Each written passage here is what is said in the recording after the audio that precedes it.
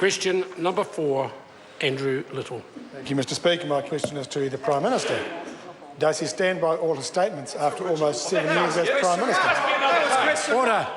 Right Honourable Prime Minister. Mr Speaker, yes, especially that one when I said, man, he really does sound like a broken record. Supplementary. Okay. Order. Supplementary question, Andrew Little.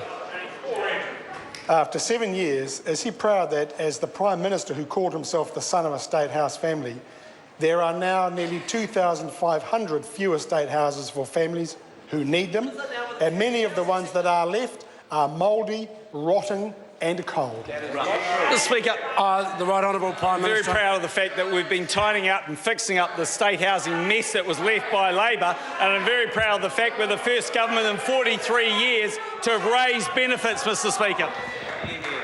Supplementary. Supplementary question, Andrew Little. After 7 years in power, is it acceptable that, according to the warrant of fitness trial, 6,600 State Houses have severe mould, which means they can't just be fixed by the tenant? The Mr. Right Honourable Speaker, Prime Minister. as the Minister of Housing just pointed out, we have insulated 35,000 state houses, spending nearly $400 million a year, tidying up the absolute mess we inherited from Labor. It was a disgrace, Mr Speaker, and that's why so many Housing New Zealand tenants are actually grateful for the actions the government's taking. Supplementary. Supplementary question, Andrew Little. Is it acceptable that after 7 years in power, he still has 3,000 State Houses with leaking roofs, 7,300 State Houses with dangerous electrical wiring, and 12,600 with rotting or broken walls?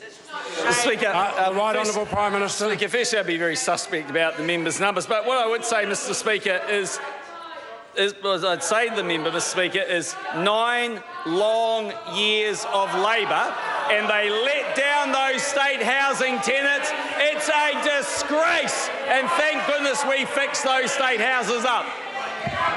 Supplementary. Supplementary question, Andrew Little. After 7 years, what sort of moral compass is he guided by when he can pull almost $1 billion out of Housing New Zealand back into the government's coffers when there are still mouldy, leaky, cold state homes? When will he take some responsibility? Mr Speaker, The Right Honourable Prime firstly, Minister. the member's wrong. Secondly, he doesn't understand actually the way the payments actually work. But thirdly, Mr Speaker, I understand my responsibilities. The member's just asked me 4 questions and only one of them's actually started with a question. Maybe you could start with a basic bit like that. Order. I'll decide what questions are in order, not the Prime Minister. Supplementary. Supplementary question, Andrew Little. See if we can make a silk purse out of the sow's ear. Order. Does he realise... Order. We'll just have the supplementary question. Mr Speaker, does he realise the $26 million cost of the flag referendum is nearly enough to pay to fix all state houses to pass the warrant of fitness? And why is a failing flag project more important to him than healthy Kiwi kids?